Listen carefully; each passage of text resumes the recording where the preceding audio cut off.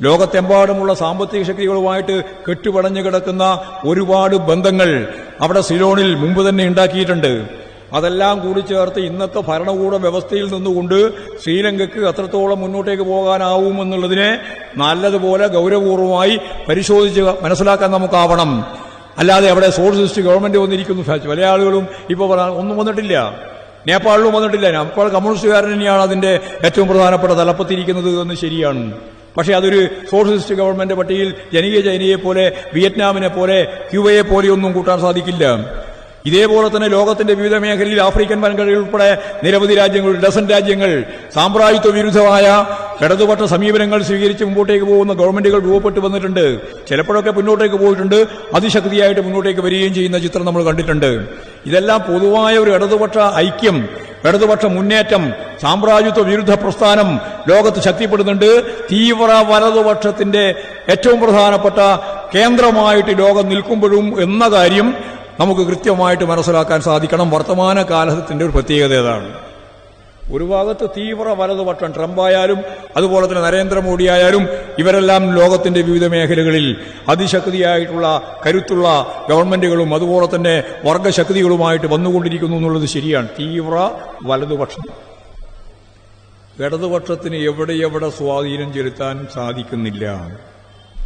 അവിടെയെല്ലാം വലതുപക്ഷ ഗവൺമെന്റുകൾ നടപ്പിലാക്കുന്ന സാമ്പത്തിക രാഷ്ട്രീയ സംവിധാനത്തെ തന്നെ കൃത്യമായിട്ട് അടയാളപ്പെടുത്തി ഉപയോഗിച്ച് തീവ്ര വലതുപക്ഷം അധികാരത്തിൽ വരുന്ന കാഴ്ചയാണ് യൂറോപ്പിൽ കാണുന്നത്, അമേരിക്കയിൽ കാണുന്നത്, ഇവിടെ ഇന്ത്യയിൽ കാണുന്നത്. കൃത്യമാണത്.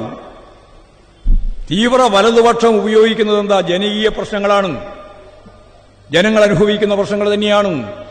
അതിന്റെ ഉപജ്ഞാതാവാരാണ്? ഇവർ തന്നെയാണ്. തീവ്ര വലതുപക്ഷം തന്നെയാണ് ഇതിന്റെ ഉപജ്ഞാതാവ്. പക്ഷേ അതിന്റെ ഭാഗമായിട്ട് ഇതനുഭവിച്ചുകൊണ്ടിരിക്കുന്ന തീരാ ദുരന്തത്തിലേക്ക് എത്തിയ സമ്പന്നർ കൂടുതൽ സമ്പന്നരാവുകയും അതിസമ്പന്നരാവുകയും ചെയ്യുന്ന ഒരു ഭാഗം, മറുഭാഗത്ത് പാവപ്പെട്ട മനുഷ്യർ കൂടുതൽ ദരിദ്രരായി മാറുകയും ചെയ്യുന്ന ചിത്രം. ഇതിനെയാണ് മുതലാളിത്ത പ്രതിസന്ധി എന്ന് പറയുക. ഈ മുതലാളിത്ത പ്രതിസന്ധിയുടെ കാലത്ത് ലോകത്തെമ്പാടും വിപ്ലവ ശക്തികൾ, അത് വിപ്ലവ കുഴപ്പത്തിന്റെ ഘട്ടം തന്നെയാണ്. ഈ ലോകം മുഴുവൻ വിപ്ലവ കുഴപ്പത്തിന്റെ ഘട്ടത്തിലാണ്. പക്ഷേ ആത്മനിഷ്ഠ ഘടകം ഈ ഭരണകൂടത്തെ ഇതേപോലെ തുടർന്ന് മുമ്പോട്ടേക്ക് കൊണ്ടുപോകാൻ ഈ ജനത അനുവദിക്കില്ല. ആരായാലും അതിനെ ഫലപ്രദമായിട്ട് പ്രതിരോധിച്ച് ഈ ഭരണകൂട വ്യവസ്ഥയെ തന്നെ, മുതലാളിത്ത സമ്പത്ത് വ്യവസ്ഥയെ തന്നെ മാറ്റി സോഷ്യലിസത്തിലേക്ക് ഈ ലോകത്തെ നയിക്കാൻ ലോകത്തെമ്പാടുമുള്ള മനുഷ്യരിൽ എന്റെ രാജ്യം, എന്റെ ഓരോരോ രാജ്യങ്ങളിലും ഞങ്ങളിതാ മുന്നോട്ടേക്ക് എന്ന് പറഞ്ഞിട്ട് ഭരണകൂടത്തിന് ഒരു ഇഞ്ച് മുന്നോട്ടേക്ക് പോകാൻ സാധിക്കാത്ത സാഹചര്യം സൃഷ്ടിക്കുന്നതിനെയാണ് വിപ്ലവ പരിസ്ഥിതി എന്ന് പറയുക. വിപ്ലവ കുഴപ്പം എപ്പോഴും ഉണ്ട്. ഇന്ത്യയിലുണ്ട്, ലോകത്തെല്ലാം ഉണ്ട്. സിലോണിലുണ്ട്, നേപ്പാളിലുണ്ട്, കെനിയയിലുണ്ട്. ഈ പറഞ്ഞ എല്ലാ രാജ്യങ്ങളിലും വിപ്ലവ കുഴപ്പമുണ്ട്. വിപ്ലവ കുഴപ്പം ഇത്രയേ അർത്ഥമുള്ളൂ. സമ്പന്നർ കൂടുതൽ സമ്പന്നരാകുക, ദരിദ്രർ കൂടുതൽ ദരിദ്രരാകുക. എന്തുകൊണ്ടാണ് സമ്പന്നർ കൂടുതൽ സമ്പന്നരാകുന്നത്? എന്തുകൊണ്ടാണ് ദരിദ്രർ കൂടുതൽ ദരിദ്രമാകുന്നത്? വളരെ ലളിതമാണ്. അതിങ്ങനെയാണ്. സമ്പത്ത് കേന്ദ്രീകരിക്കുന്നതിനു വേണ്ടിയുള്ള ഭൗതിക പശ്ചാത്തലത്തിൽ നിന്നാണ് സമ്പന്നർ കൂടുതൽ സമ്പന്നരാകുന്നത്. വെറുതെ ആകുന്നതല്ല, സോഡതി അടിച്ചിട്ടല്ല. ഇനിയിപ്പോഴേ ഈ 2025 എന്ന് പറയുന്നത് AI സംവിധാനത്തിന്റെ ഭാഗമായിട്ടുള്ളൊരു തുടക്കമായിട്ടാണ് ലോകം കാണുന്നത്, ബീറ്റ സംവിധാനത്തിന്റെ ഭാഗമായിട്ട്. അപ്പോൾ പലരും ചോദിക്കുന്നുണ്ട്, ഇവിടെ തൊഴിലാളികൾ വേണ്ട, കൃഷിക്കാർ വേണ്ട, കർഷക തൊഴിലാളികൾ വേണ്ട, ആരെങ്കിലും ഈ പറയുന്ന പോലെ ആളുകളെ ആവശ്യമില്ല. എല്ലാം റോബോട്ടിക് സംവിധാനത്തിന്റെ ഭാഗമായി, AI സംവിധാനത്തിന്റെ ഭാഗമായി, ആർട്ടിഫിഷ്യൽ ഇന്റലിജൻസിന്റെ ഭാഗമായി മുഴുവൻ ചിന്തിക്കാനും എന്തു വേണമെങ്കിലും ചെയ്യാനും എല്ലാമുള്ള ശേഷി യന്ത്രം തന്നെ നേടുകയാണ്. മനുഷ്യൻ തന്നെ പുതിയ രീതിയിൽ മുന്നോട്ടേക്ക് പോവുകയാണ്. അവിടെ ഉൽപാദന ശക്തികൾ എന്ന് മാർക്സ് പറഞ്ഞതുപോലെ അതിന്റെ ഭാഗമായിട്ട് മിച്ചമൂല്യം കുന്നുകൂടുന്നു. അധ്വാനത്തിന്റെ ഭാഗമായിട്ടാണ് ആ പങ്ക് എന്നെല്ലാം പറയുന്നത്. എന്തർത്ഥമാണുള്ളത് എന്നൊക്കെ ഇപ്പോൾ ചിലർ ചോദിച്ചു തുടങ്ങിയിട്ടുണ്ട്. അതിനേ അർത്ഥമുള്ളൂ. മാർക്സത്തിന് തന്നെയാണ് ഇപ്പോഴും അർത്ഥമുള്ളത്. നിങ്ങൾ വിചാരിക്കുന്നത് പോലെ AI സംവിധാനത്തിന്റെ ഭാഗമായിട്ട് മുഴുവൻ കാര്യങ്ങളും യന്ത്രസാമഗ്രികൾ ഉപയോഗിച്ചുകൊണ്ട് അല്ലെങ്കിൽ ഭാവനാപൂർവമായ നോവൽ രചിക്കണമെന്ന് അതിന്റെ അകത്ത് കമന്റ് കൊടുത്താൽ നോവൽ വരും. പണ്ടത്തെ പോലെ പ്രയാസമൊന്നുമില്ല. കവിത വേണം എന്ന് പറഞ്ഞാൽ കവിത വരും. നമ്മുടെ ഫോണിലിന്റെ സംവിധാനം, കേരളത്തിൽ നമ്മൾ ഉപയോഗിച്ചുകൊണ്ടിരിക്കുന്ന നിരവധി ഫോണുകളിൽ ഈ AI സംവിധാനത്തിന്റെ ഭാഗമായിട്ടുള്ള കാര്യങ്ങളുണ്ട്. തിരുവനന്തപുരത്ത് മിനിഞ്ഞാന്ന് ഞാൻ ഈ കാര്യം എൻ്റെ ഒരു സുഹൃത്തോട് പറഞ്ഞപ്പോൾ പ്രവീൺ അദ്ദേഹം എന്നോട് പറഞ്ഞു, ഞാനിപ്പോൾ ഒരു കാര്യം കാണിക്കാം. എന്താ വെച്ചു? അപ്പോൾ അദ്ദേഹം കമന്റ് ചെയ്തു അതിൻ്റെ അകത്ത്, ഒരു ഇന്ത്യൻ പെൺകുട്ടിയുടെ ഫോട്ടോ വരച്ചു തരണം, ഒരു ഇന്ത്യൻ പെൺകുട്ടിയുടെ ഫോട്ടോ വരച്ചു തരണം. ഫോണിലാട്ടോ. ഒരു 2 മിനിറ്റ് കഴിഞ്ഞു, അതിസുന്ദരിയായ ഒരു ഇന്ത്യൻ പെൺകുട്ടി, നല്ല ചൂട് വസ്ത്രങ്ങളെല്ലാം ധരിച്ച് ഇരിക്കുന്ന ഒരു 10, 15, 14 വയസ്സുള്ള ഒരു പെൺകുട്ടിയുടെ ഫോട്ടോ വന്നു. എന്നോട് പ്രവീൺ പറഞ്ഞു, ഇങ്ങനെയൊരു കുട്ടി ഈ ഭൂമുഖത്തില്ല. അത് സുന്ദരിയായ കുട്ടിയാണ്, നല്ല രീതിയിൽ വസ്ത്രം ധരിച്ചിരിക്കുന്നു, അതിന് തണുപ്പുള്ളതുകൊണ്ട് ആ തണുപ്പ് അകറ്റാനുള്ള മേൽ കോട്ടും ധരിച്ചിരിക്കുന്നു. ഒരു പെൺകുട്ടി. അത് കഴിഞ്ഞിട്ട് തന്നെ ഞാനല്ല ഇതിൻ്റെയൊക്കെ ഇപ്പോൾ നോക്കിക്കൊണ്ടിരിക്കുകയാണ്. അങ്ങനെയാണ് ഞാൻ അദ്ദേഹത്തോട് ഇത് കാര്യം സംസാരിക്കാൻ തന്നെ ഇടയായത്. അപ്പോൾ ഇങ്ങനെയൊരു കുട്ടിയെ എവിടെ, ഈ ലോകത്ത് എവിടെയില്ല. ഒരു പുതിയ കുട്ടി വന്നിരിക്കുന്നു. ചിത്രം എത്ര ദിവസം വേണം അങ്ങനെ ഒരു ചിത്രം വരക്കണമെങ്കിൽ? ഇത് 2 മിനിറ്റ് AI സംവിധാനത്തിന്റെ ഭാഗമായിട്ട് ഫോണിൽ കിട്ടിയതാണ്. എന്നിട്ട് അദ്ദേഹം തന്നെ എന്നെ ഒരു സിനിമ കാണിച്ചു. ഒരു സിനിമയിൽ അഭിനയിക്കുന്ന കഥാപാത്രങ്ങൾ, സംഭാഷണം എല്ലാം വളരെ വളരെ കൃത്യമായിട്ട് ലയിപ്പിച്ച് ചേർത്ത ഒരു സിനിമയുടെ ഒരു ഭാഗമാണ് എന്നെ കാണിച്ചത്. എന്നിട്ട് എന്നോട് പറഞ്ഞു, ഈ സിനിമയിൽ അഭിനയിച്ചവർ ഈ ഭൂമുഖത്തുള്ളവരല്ല, അങ്ങനെ ഒരാളില്ല, നടനുമില്ല, നടിയുമില്ല. അതിന്റെ ഭാഗമായിട്ടൊരു കഥ തയ്യാറാക്കി സിനിമയായി നമ്മുടെ മുമ്പിൽ അവതരിപ്പിക്കുകയാണ്. നിങ്ങൾ എവിടേക്കാണ് നീങ്ങുന്നത് എന്നുള്ളതിന്റെ ഒരു ചെറിയ ചിത്രം മാത്രമേ ഞാൻ പറഞ്ഞിട്ടുള്ളൂ. എൻ്റെ ഒരു സുഹൃത്ത് പയ്യാമ്പലത്ത് പോയിട്ട് അദ്ദേഹത്തിന്റെ ഭാര്യ, അദ്ദേഹത്തിന്റെ 2 കുട്ടികൾ പയ്യാമ്പലത്ത് കണ്ണൂര് ബീച്ചിൽ ഒരു ഫോട്ടോ എടുത്തു.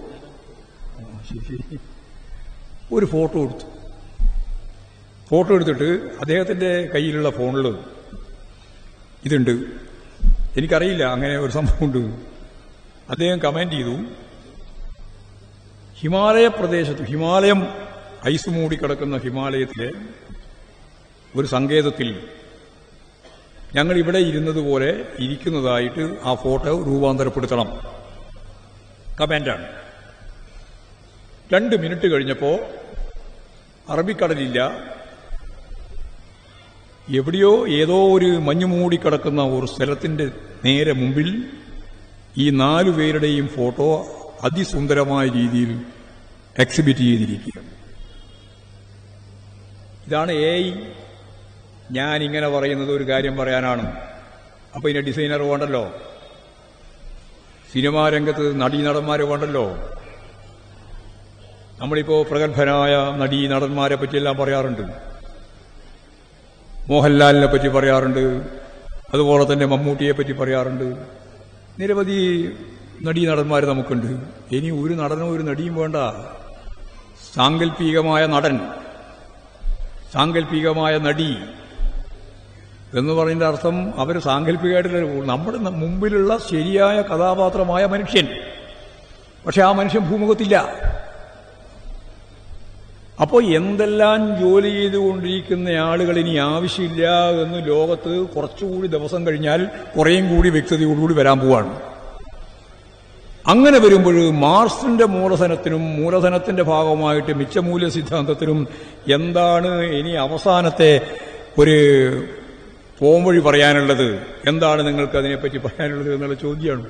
എനിക്കതിലെ അശേഷം സംശയമില്ല. സമ്പന്നർ കൂടുതൽ സമ്പന്നരാവുകയും സമ്പത്ത് കേന്ദ്രീകരിക്കുകയും ദരിദ്രർ കൂടുതൽ ദരിദ്രരാകുകയും ആ ദരിദ്രന്റെ ഭാഗമായി കൂടുതൽ കൂടുതൽ പ്രയാസകരമായ അവസ്ഥയിലേക്ക് മനുഷ്യൻ നീങ്ങുകയും ചെയ്യുന്നതിൽ ഈ AI യുഗത്തിൽ BT സംവിധാനത്തിന്റെ ഭാഗമായി അത് വർദ്ധിക്കും, അത് കൂടും എന്ന കാര്യത്തിൽ ഒരു സംശയവും വേണ്ട. എന്നാൽ അതിന്റെ അനന്തരഫലം എന്താ? ഞാനിപ്പോൾ തന്നെ നിങ്ങളോട് ലളിതമായി ചോദിക്കാം. ഡിസൈനർ വേണ്ട, സിനിമാ സംവിധാനം വേണ്ട, നടീനടന്മാർ വേണ്ട, അതുപോലെ തന്നെ സാമൂഹിക ജീവിതത്തിന്റെ ഭാഗമായിട്ട് ആരും തന്നെ വേണ്ട. ഇങ്ങനെ ഉൽപാദന പ്രക്രിയയിൽ നിങ്ങൾക്ക് ഈ റിമോട്ടിനെ ഉപയോഗിച്ച് എല്ലാ കാര്യങ്ങളും നിർവഹിക്കാൻ കഴിയുന്നു. പക്ഷേ ഇതാര് വാങ്ങും? ഇതെല്ലാം ഉണ്ട്, സംഭവമല്ല ശരിയാ. പക്ഷെ ഇതാര് വാങ്ങും? ഇതാര് ഉൽപ്പാദിപ്പിക്കുന്നതിന്റെ ഭാഗമായിട്ട് ആരാ ഇത് വാങ്ങി ഉപയോഗിക്കുക? സമ്പത്ത് കുന്നുകൂടിയത് കൊണ്ടൊന്നും ഒരു കാര്യമില്ല. അത് വാങ്ങി ഉപയോഗിക്കുന്ന കമ്പോളം വേണം. ആ കമ്പോളത്തിന് വാങ്ങൽ ശേഷി ഉണ്ടാവണം. ആ സമ്പോളത്തിന് വാങ്ങൽ ശേഷിയില്ലെങ്കിൽ കെട്ടിക്കിടക്കും. ഉൽപ്പാദിപ്പിച്ചിട്ടെന്താ കാര്യം? അപ്പോൾ ഞാൻ നേരത്തെ പറഞ്ഞതുപോലെ സമ്പന്നർ കൂടുതൽ സമ്പന്നരാകൂ എന്നുള്ളത് ശരി, മാർക്സ് പറഞ്ഞതുപോലെ മൂലധനത്തിൽ ചൂണ്ടിക്കാണിച്ചതുപോലെ സമ്പത്ത് കുന്നുകൂടും എന്നുള്ളത് ശരി. മറുഭാഗത്ത് ദരിദ്രരുടെ എണ്ണം ഇന്നത്തേതിന്റെ 10 മടങ്ങ് വർദ്ധിക്കുകയും ആത്യന്തികമായി മാർക്സ് ചൂണ്ടിക്കാണിച്ചതുപോലെ ഈ സാമൂഹ്യ വ്യവസ്ഥയിൽ നിലനിന്നുകൊണ്ട് എനിക്കോ എന്റെ കുടുംബത്തിനോ എന്റെ സമൂഹത്തിനോ മുന്നോട്ടേക്ക് പോകാനാവില്ല എന്ന വിപ്ലവ പരിതസ്ഥിതിയിലേക്കുള്ള യാത്ര വളരെ വേഗത്തിൽ ലോകത്തിന്റെ മുമ്പിൽ എത്തിക്കാൻ ഈ AI സംവിധാനം ഉൾപ്പെടെയുള്ള കാര്യങ്ങൾ ഉപയോഗപ്പെടുമെന്ന് തന്നെ കമ്മ്യൂണിസ്റ്റുകാരായ വിപ്ലവകാരികളായ ലോകത്തെമ്പാടുമുള്ള ആളുകൾക്ക് നല്ല ധാരണ വേണം. ആ ധാരണയോടുകൂടി മാത്രമേ AI പോലും കൈകാര്യം ചെയ്യാനാവുള്ളൂ എന്നാണ് അതുമായി സാന്ദർഭികമായിട്ട് ഞാൻ പറഞ്ഞു വെക്കുന്നത്. ഇന്നത്തെ പറ്റി പറഞ്ഞിട്ട് നാളെ കൂടി അതിന്റെ ഒപ്പം പന്നിയാണ്. അതുകൊണ്ട് ഇന്ന് നമുക്ക് നിലനിൽക്കുന്ന ഇന്ത്യൻ വ്യവസ്ഥയെ മാറ്റിമറിക്കുന്നതിന് എല്ലാ ജനാധിപത്യ ശക്തികളെയും ചേർത്ത് ഒരിടതുപക്ഷ ജനാധിപത്യ മുന്നണി രൂപപ്പെടുത്തണം. ആ ഇടതുപക്ഷ ജനാധിപത്യ മുന്നണി എന്ന് പറയുന്നത് രാഷ്ട്രീയ കൂട്ടുകെട്ടൊന്നുമല്ല. ഓരോ ജനവിഭാഗങ്ങളും അനുഭവിച്ചുകൊണ്ടിരിക്കുന്ന പ്രശ്നങ്ങൾക്ക് പരിഹാരം കാണാൻ ഭരണകൂട വ്യവസ്ഥക്ക് നേരെ ഓരോരോ വിഭാഗത്തിന്റെയും താൽപര്യങ്ങൾ കൃത്യമായിട്ട് പ്രതിഫലിപ്പിച്ചുകൊണ്ട് വലിയ പോരാട്ടങ്ങളും സമരങ്ങളും നടക്കും. ഒരു ഭാഗത്ത് കൃഷിക്കാര്, മറുഭാഗത്ത് ട്രേഡ് യൂണിയൻ പ്രസ്ഥാനത്തിന്റെ ഭാഗമായിട്ടുള്ള ആളുകൾ, യുവാക്കൾ, വിദ്യാർത്ഥികൾ ഉൾപ്പെടെ സ്ത്രീകൾ എല്ലാവരും ഒറ്റക്കൊറ്റക്ക് അവരുടെ താൽപര്യങ്ങൾക്ക് വേണ്ടിയുള്ള വലിയ പോരാട്ടങ്ങളും സമരങ്ങളും നടക്കണം. കർഷക ജനവിഭാഗം അതിശക്തിയായി ഒരു ഭാഗത്ത് മുന്നോട്ടേക്ക് വന്നപ്പോൾ കഴിഞ്ഞ പാർലമെന്റ് തെരഞ്ഞെടുപ്പിൽ അവരാഗ്രഹിച്ച ഭരണഘടന തന്നെ മാറ്റാനുള്ള സൗകര്യം കൊടുക്കില്ല എന്ന് ഇന്ത്യൻ ജനത തീരുമാനിച്ചത് ഇതിന്റെ ഒരു ചെറിയ അംശം മാത്രം കണ്ടപ്പോഴാണ്. ഇതിനി നമുക്ക് അങ്ങോട്ട് മുന്നോട്ടേക്ക് കൊണ്ടുപോകണം. എന്നിട്ട് ഈ ഉയർന്നു വരുന്ന ഇടതുപക്ഷ ജനാധിപത്യ മുന്നണിയുടെ രാഷ്ട്രീയ സഖ്യമല്ലാത്ത വർഗപ്രസ്ഥാനങ്ങളും ബഹുജന പ്രസ്ഥാനങ്ങളും എല്ലാം നടത്തിക്കൊണ്ടിരിക്കുന്ന ഈ പോരാട്ടത്തിന്റെ തുടർച്ചയായി ഞാൻ നേരത്തെ പറഞ്ഞതുപോലെ ഒരു വിപ്ലവ പരിതസ്ഥിതിയിലേക്ക് രാജ്യത്തെ നയിക്കണം. വിപ്ലവ കുഴപ്പം നിലവിലുണ്ട്. അത് ഈ ഭരണകൂടത്തിനെതിരായ അതിശക്തിയായ ജനകീയ മുന്നേറ്റമാവണം. ഇടതുപക്ഷ ജനാധിപത്യ മുന്നണിയിൽ നിന്ന് ജനകീയ ജനാധിപത്യ മുന്നണിയിലേക്ക് അതിന്റെ തുടർച്ചയായിട്ട് ഈ രാജ്യത്തെ മാറ്റാൻ, ഭരണകൂട വ്യവസ്ഥയിൽ തന്നെ മൗലികമായ മാറ്റം വരുത്താൻ സാധിക്കുന്ന ഒരു പുതിയ സ്ഥിതിയിലേക്ക്, അവിടെ നിന്ന് ലോകം ആഗ്രഹിക്കുന്ന സോഷ്യലിസത്തിലേക്ക് ഇന്ത്യയെയും ലോകത്തെയും മാറ്റാനുള്ള പുതിയ സാഹചര്യങ്ങളാണ് ഉയർന്നു വന്നുകൊണ്ടിരിക്കുന്നത്. അതിന് AI ഉൾപ്പെടെ നമുക്ക് പ്രാപ്തി നൽകുമെന്ന് തന്നെയാണ് ഞാൻ പൂർണ്ണമായിട്ട് വിശ്വസിക്കുന്നത്. അതുകൊണ്ട് ഇന്ത്യൻ ജനാധിപത്യത്തെ തകർക്കാനുള്ള ഒരുപാട് ശ്രമങ്ങൾ ഇതിനു മുമ്പും നടന്നിട്ടുണ്ട്. അതിലേറ്റവും പ്രധാനപ്പെട്ട ഒരു കാര്യം, ഞാനിതിരുടെ അസംബ്ലിയിൽ ബഹുമാനപ്പെട്ട സ്പീക്കർ മുൻകൈയെടുത്ത് നടത്തിയിട്ടുള്ള ഒരു പുസ്തകോത്സവമുണ്ട്. ആ പുസ്തകോത്സവത്തിന്റെ ഭാഗമായിട്ടൊരു പരിപാടി അവർ സംഘടിപ്പിച്ചിരുന്നു, ഒരു സംവാദം.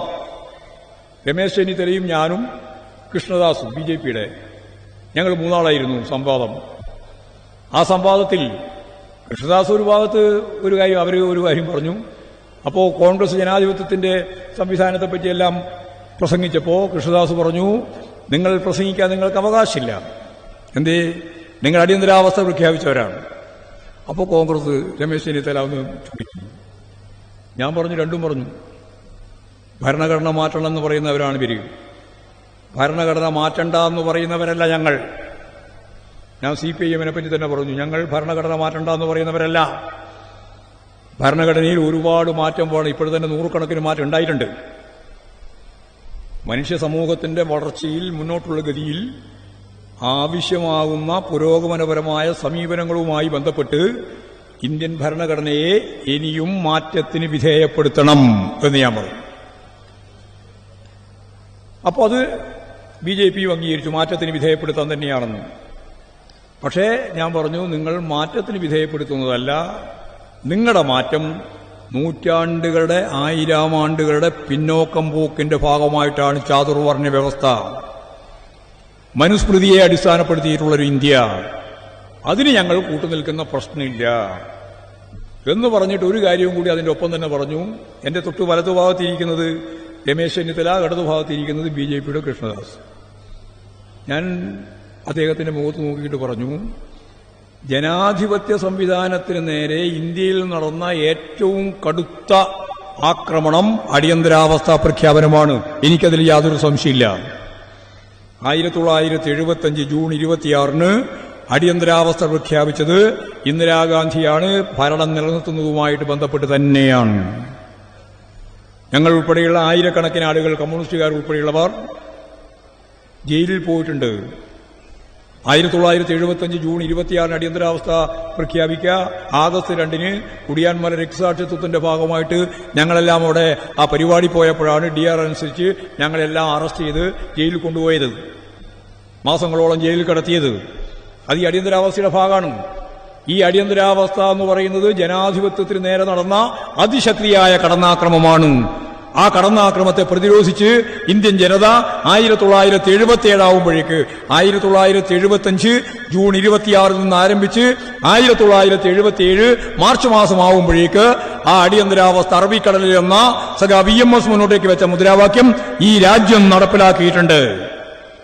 അതിൽ കേരളത്തിന്റെ വലിയ പങ്കൊന്നും ഉണ്ടായിരുന്നില്ല എന്നുള്ളത് വേറെ കാര്യം. അതിന്റെ മറ്റ് വിശകലനത്തിലേക്കൊന്നും ഞാനിപ്പോഴും കടക്കുന്നില്ല. 1977 സംവിധാനം മാറി. അപ്പോഴാണ് നമ്മളെല്ലാം നമുക്ക് ഈ ഇടതുപക്ഷ പ്രസ്ഥാനത്തിന് യോജിക്കാനുള്ള സൗകര്യം വന്നത്. അങ്ങനെയാണ് പുതിയ യോജിപ്പുണ്ടായത്. ഇടതുപക്ഷ മുന്നണി രൂപപ്പെടുന്നതിന് അതിന്റെ ഭാഗമായിട്ടാണ്. ഞാനിനി പറയാൻ പോകുന്നത്, ഈ പറയുന്ന രീതിയിൽ ജനാധിപത്യത്തിന് നേരെ കടന്നാക്രമം നടത്തിയ വർഗ നിലപാട് തന്നെയാണ് കോൺഗ്രസിന്. ഞാൻ നേരത്തെ പറഞ്ഞ് നിങ്ങൾ ഓർക്കുന്നുണ്ടാവും, നിങ്ങൾ ഭരണവർഗ പാർട്ടിയാണ്. നിങ്ങൾ വർഗീയതയുടെ പ്രശ്നം പറയുമ്പോൾ കോൺഗ്രസ് മൃദു ഹിന്ദുത്വ നിലപാട്, നിങ്ങൾക്കാണെങ്കിൽ മതധ്രുവീകരണത്തിന്റെ നിലപാട്, സംഘപരിവാർ വിഭാഗത്തിന്. കോൺഗ്രസിന് സാമ്പത്തിക മേഖലയിൽ നിങ്ങൾ നടപ്പിലാക്കിക്കൊണ്ടിരിക്കുന്ന സാമ്രാജ്യത്വ മുദ്രാവാക്യത്തിന്റെ ഭാഗമായിട്ടുള്ള ആഗോളവൽക്കരണം, സ്വകാര്യവൽക്കരണം, അത് കോൺഗ്രസ് ആണ് തുടങ്ങിവെച്ചത്. BJP തുടരുകയാണ് വളരെ ശക്തിയായിട്ട്. അവർ മുന്നോട്ടേക്ക് പോവുകയാണ്. അപ്പോൾ കോൺഗ്രസ് ആരംഭിച്ച സാമ്പത്തിക പരിഷ്കരണത്തിന്റെ പേരും പറഞ്ഞിട്ട് അതിശക്തിയായ രീതിയിലുള്ള തൊഴിലാളി വർഗത്തിനും അധ്വാനിക്കുന്ന ജനവിഭാഗങ്ങൾക്കും അതുപോലെ തന്നെ പൊതുവിതരണ സംവിധാനങ്ങൾക്കും പൊതുമേഖലക്കുമെല്ലാമുള്ള കനത്ത തിരിച്ചടി നൽകിയിട്ടുള്ള ആഗോളവൽക്കരണ സംവിധാനം അത് കോൺഗ്രസ് ഒന്ന് തുടങ്ങി BJP നടപ്പിലാക്കുകയാണ്. വർഗപരമായിട്ട് ഒന്നാണ്. നിങ്ങൾ ഒരേ വർഗ നിലപാട് സ്വീകരിക്കുന്ന ഭരണവർഗ പാർട്ടിയാണ്. റൂളിംഗ് പാർട്ടി BJP, ഇപ്പോഴും മുമ്പ് റൂളിംഗ് പാർട്ടി കോൺഗ്രസ്. അപ്പോൾ നിങ്ങൾ പ്രതിപക്ഷം. ഇപ്പോൾ നിങ്ങൾ ഭരണപക്ഷം എന്ന് പറഞ്ഞ റൂളിംഗ് പാർട്ടി, അപ്പോൾ പ്രതിപക്ഷത്തിരിക്കുന്നത് കോൺഗ്രസ് ഉൾപ്പെടെയുള്ളവരാണ്. ഇത് വർഗപരമായ നിലപാട് വെച്ചുകൊണ്ട് തന്നെ വേണം ഭൂതകാലത്തെ കൃത്യമായിട്ട് മനസ്സിലാക്കാൻ, വർത്തമാനത്തെയും മനസ്സിലാക്കാൻ. അപ്പോൾ വർഗപരമായിട്ട് കോൺഗ്രസ് ആയാലും BJP ആയാലും ഭരണവർഗ പാർട്ടിയാണ്. ആ ഭരണവർഗ പാർട്ടിയുടെ നിലപാടിൽ നിന്ന് വ്യത്യസ്തമായ നിലപാടാണ് കമ്മ്യൂണിസ്റ്റ് പാർട്ടിക്കുള്ളത്. നിലവിലുള്ള ഭരണകൂട വ്യവസ്ഥ ഈ പറയുന്ന ഞാൻ നേരത്തെ ചൂണ്ടിക്കാണിച്ച അദാനിമാർക്ക്, അംബാനിമാർക്ക് ലോകത്തിലെ ഏറ്റവും വലിയ മുതലാളിമാരാവാൻ നമ്മുടെ രാജ്യത്തിന്റെ സമ്പത്ത് കൊള്ളയടിക്കാൻ സൗകര്യം നൽകിയ ഭരണവർഗ നിലപാടാണ്. അത് കോൺഗ്രസുമാണ്, അത് BJPയുമാണ്, ഇപ്പോഴും തുടരുകയാണ്. അപ്പൊ ഇതിനെല്ലാം എതിരായി ഞാൻ നേരത്തെ പറഞ്ഞ ഇടതുപക്ഷ ജനാധിപത്യ മുന്നണിയിൽ നിന്ന് നമ്മളിപ്പോൾ കെട്ടിപ്പടുക്കുന്നത് പോലെ തുടങ്ങി ജനകീയ ജനാധിപത്യ മുന്നണി കെട്ടിപ്പടുത്ത് നിലവിലുള്ള ഭരണവ്യവസ്ഥയെ തന്നെ മാറ്റി അതിന്റെ തുടർച്ചയായി ലോകത്ത് സോഷ്യലിസ്റ്റിലേക്ക്, സമത്വസുന്ദരമായ ഒരു സോഷ്യലിസ്റ്റ് വ്യവസ്ഥയിലേക്ക് ഈ രാജ്യത്തെയും ലോകത്തെയും നയിക്കുന്നതിനു വേണ്ടിയുള്ള പ്രവർത്തനമാണ് നമുക്ക് നടക്കാനുള്ളത്. അതാണ് ഇന്ത്യയുടെ ഭാവി നിർണയിക്കുന്ന നാളെ. അതിന്നല്ലെങ്കിൽ നാളെ.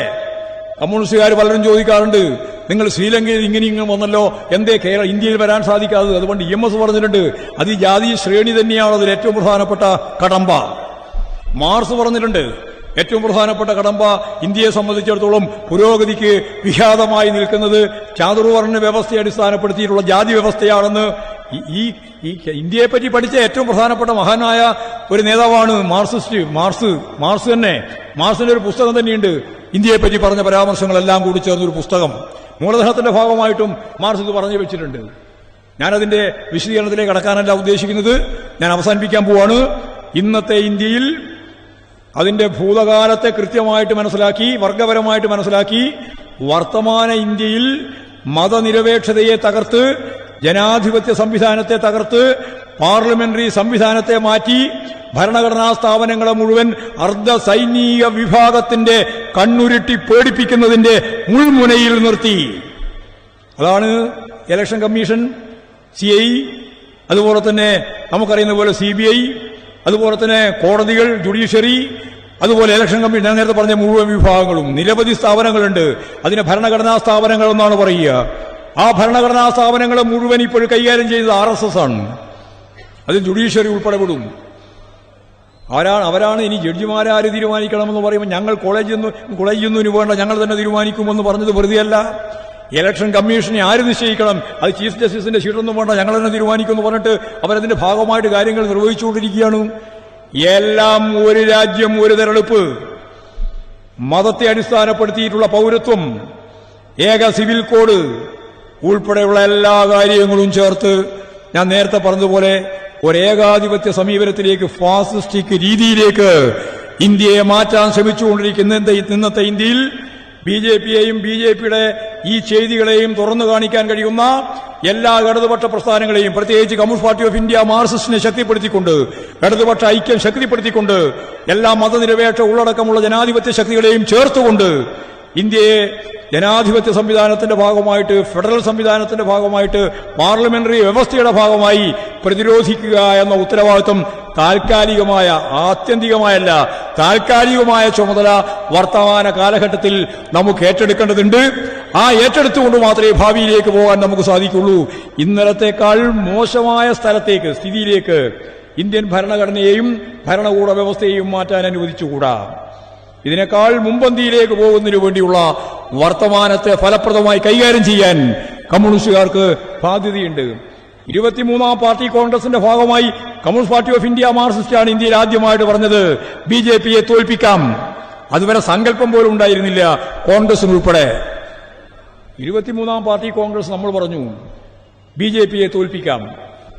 അപ്പോൾ തോൽപ്പിക്കാമെന്നോ എങ്ങനെയെന്നുള്ള ചോദ്യം. പിന്നെ അപ്പോഴാണ് ഞങ്ങൾ പറഞ്ഞത്, കഴിഞ്ഞ പാർലമെന്റ് തെരഞ്ഞെടുപ്പിൽ BJPക്ക് കിട്ടിയ വോട്ട് 37%. അതിന്റെ അർത്ഥം എന്താ?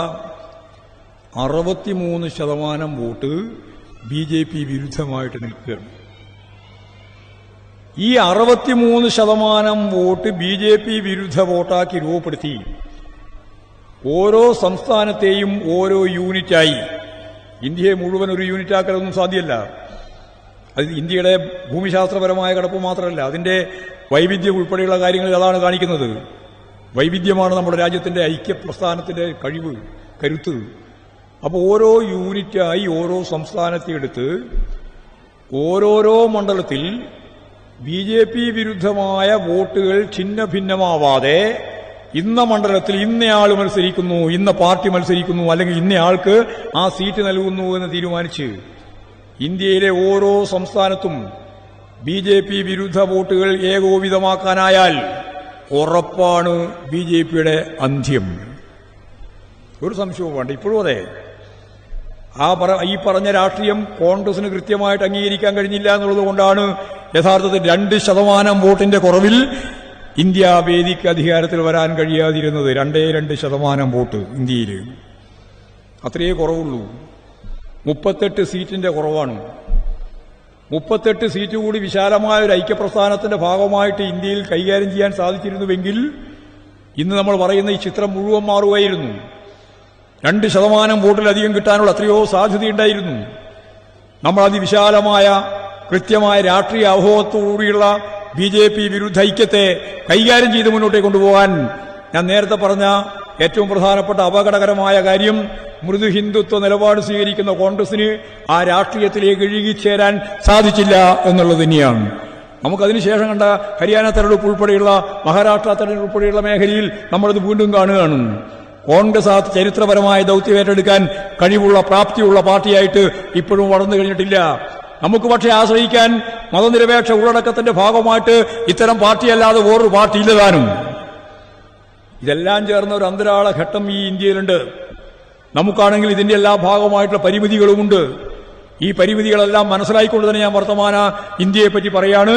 BJPയെ മാറ്റി നിർത്താൻ ബിജെപിയെ അധികാരത്തിൽ നിന്ന് പിന്തള്ളാൻ ഇടതുപക്ഷ പ്രസ്ഥാനങ്ങളും ജനാധിപത്യ മതനിരപേക്ഷ പ്രസ്ഥാനങ്ങളും എല്ലാം ചേർന്ന ഒരു ഐക്യനിര ഓരോ സംസ്ഥാനത്തിന്റെയും പ്രത്യേക അടിസ്ഥാനപ്പെടുത്തി ഇനിയും 23-ാം പാർട്ടി കോൺഗ്രസ് ചൂണ്ടിക്കാണിച്ചതുപോലെ രൂപപ്പെട്ട് മുന്നോട്ടേക്ക് പോകേണ്ടതുണ്ട്. മറ്റു കാര്യങ്ങളെ സംബന്ധിച്ചെല്ലാം 24-ാം പാർട്ടി കോൺഗ്രസിന്റെ ഭാഗമായി കൃത്യമായ നിലപാട് സ്വീകരിച്ച് മുന്നോട്ടേക്ക് പോകുന്നതിന് നമുക്കാവും എന്ന് ഞാൻ പ്രതീക്ഷിക്കുകയാണ്. ഇതാണ് വർത്തമാനത്തിന്റെ സ്ഥിതി. അപ്പൊ ഇതിൽ നിന്ന് നമുക്ക് മുന്നോട്ടേക്ക് പോകാനാവണം. അങ്ങനെ മുന്നോട്ടേക്ക് പോകുന്നതിന് വേണ്ടിയുള്ള ആശയങ്ങളുമായിട്ട് ബന്ധപ്പെട്ടാണ് 24-ാം പാർട്ടി കോൺഗ്രസിൽ 2 രേഖ ഞങ്ങൾ അംഗീകരിക്കാൻ പോകുന്നത്. ഒന്ന് വരുന്ന 17, 18, 19 തീയതികളിൽ പാർട്ടി കോൺഗ്രസിൽ അവതരിപ്പിക്കുന്ന രാഷ്ട്രീയ പ്രമേയത്തിന്റെ കരട് ചർച്ച ചെയ്യാൻ വേണ്ടി പോവാണ്. ആ രേഖ പ്രസിദ്ധീകരിക്കാൻ പോവാണ്. 2 മാസം മുമ്പ് ആ രേഖ പ്രസിദ്ധീകരിക്കണം. അതായിരിക്കും നമ്മൾ കേരളത്തിലെ, ഇന്ത്യയിലെ മുഴുവൻ പാർട്ടി മെമ്പർമാരും സഖാക്കളും ജനങ്ങളും ചർച്ച ചെയ്യപ്പെടുന്ന രേഖ, രാഷ്ട്രീയ പ്രമേയം. ഇന്നേ വരെ CPIMന്റെ ചരിത്രത്തിൽ രാഷ്ട്രീയ പ്രമേയം മാത്രമേ എല്ലാ ഘടകങ്ങളും ചർച്ച ചെയ്തിരുന്നുള്ളൂ. രാഷ്ട്രീയ പ്രമേയം രൂപം കൊള്ളുന്നത് എന്ന് പറഞ്ഞാൽ അടവ് നയം രൂപം കൊള്ളുന്നത് ഈ പാർട്ടി ആകെ ഒറ്റക്കെട്ടായിട്ട് നടത്തുന്ന ചർച്ചയിൽ നിന്നാണ്. പാർട്ടി സമ്മേളനത്തിൽ പങ്കെടുക്കുന്നവർ മാത്രമല്ല, പാർട്ടി ആശയം രൂപപ്പെടുത്താൻ വേണ്ടി പ്രവർത്തിക്കുന്നവർ, രാജ്യത്ത് മുഴുവൻ പ്രവർത്തിച്ചുകൊണ്ടിരിക്കുന്ന ബ്രാഞ്ചുകൾ, ലോക്കൽ കമ്മിറ്റികൾ, ഏരിയ കമ്മിറ്റികൾ, ജില്ലാ കമ്മിറ്റികൾ, സംസ്ഥാന കമ്മിറ്റികൾ എല്ലാം നൽകുന്ന ഭേദഗതിയും അതുപോലെ തന്നെ പുതിയ നിർദ്ദേശങ്ങളും അതുപോലെ തന്നെ അതിന്റെ തന്നെ ഭാഗമായിട്ടുള്ള പുതിയ കൂട്ടിച്ചേർക്കലുകളും എല്ലാം ചേർന്നുകൊണ്ടാണ് പാർട്ടി കോൺഗ്രസിലേക്ക് പോകുന്നത്. പാർട്ടി കോൺഗ്രസിലേക്ക് വരുന്ന ഈ നിർദ്ദേശങ്ങൾ മുഴുവൻ പാർട്ടി കോൺഗ്രസിന്റെ മുമ്പിൽ വെക്കും. അതിനടിസ്ഥാനപ്പെടുത്തി പാർട്ടി കോൺഗ്രസിലെ അംഗങ്ങളും ആ ചർച്ചയിൽ പങ്കെടുക്കും. അങ്ങനെയാണ് ഓരോരോ ഖണ്ഡികയായി രാഷ്ട്രീയ പ്രമേയം ചർച്ച ചെയ്ത് കരട് രാഷ്ട്രീയ പ്രമേയത്തെ രാഷ്ട്രീയ പ്രമേയമാക്കുന്നത്. അതാണ് അടവ് നയം.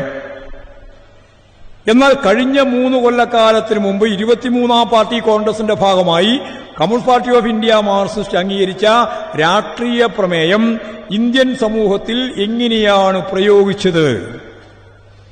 പ്രയോഗിച്ചതിന്റെ ഭാഗമായിട്ടുള്ള ഇന്ത്യയുടെ അനുഭവം എന്താണ്, പാർട്ടിയുടെ അനുഭവം എന്താണ്, നമ്മൾ എത്രത്തോളം മുന്നോട്ടേക്ക് പോയിട്ടുണ്ട്, എത്രത്തോളം മുന്നോട്ടേക്ക് പോയില്ല, എത്രത്തോളമാണ് പിന്നോക്കം പോയത് ഉൾപ്പെടെയുള്ള കാര്യങ്ങളെപ്പറ്റി സ്വയം വിമർശനപരമായ ഒരു രേഖ പാർട്ടി PB തയ്യാറാക്കി.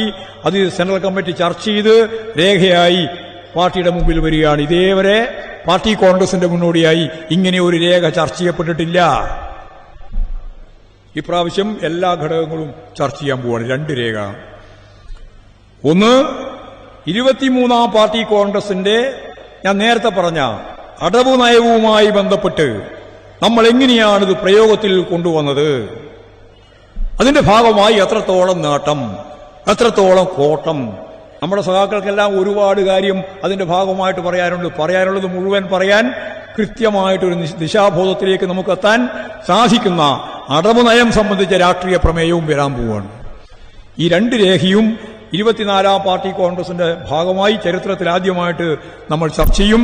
ആകെ ഒരു രേഖ മാത്രമേ ചർച്ച ചെയ്തിരുന്നുള്ളൂ, ബാക്കി സമ്മേളനത്തിലാണ് ചർച്ച ചെയ്യുക. ഇപ്പോൾ ഇന്ത്യയിലുടനീളം ചർച്ച ചെയ്യണമെന്ന് പാർട്ടി തീരുമാനത്തിന്റെ ഭാഗം സഖാവ് യെച്ചൂരി ജീവിച്ചിരിക്കുമ്പോഴേ തന്നെ തീരുമാനിച്ച ഒന്നാണത്. ആ തീരുമാനം ഫലപ്രദമായി നടപ്പിലാക്കുന്നതിന് വേണ്ടിയിട്ടാണ് പാർട്ടി സെൻട്രൽ കമ്മിറ്റിയും PBയും തീരുമാനിച്ചിട്ടുള്ളത് എന്നുകൂടി ഞാൻ ചൂണ്ടിക്കാണിക്കുകയാണ്. ഞാനിനി നീട്ടുന്നില്ല.